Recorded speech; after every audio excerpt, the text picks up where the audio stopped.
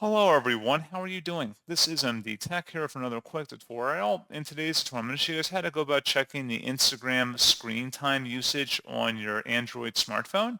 So this should hopefully be a pretty straightforward process here, guys. And without further ado, let's go ahead and jump right into it. So all you have to do is swipe up on your home screen and you want to select the settings gear button.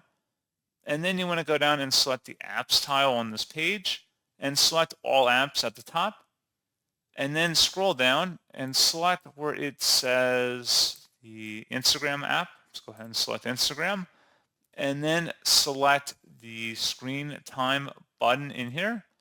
And then you can adjust the interval that you want to see the screen time for. You can select daily or hourly depending on your preference. And you can use a little back arrow to go back and see prior day's usage.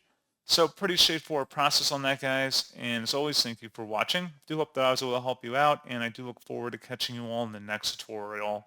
Goodbye.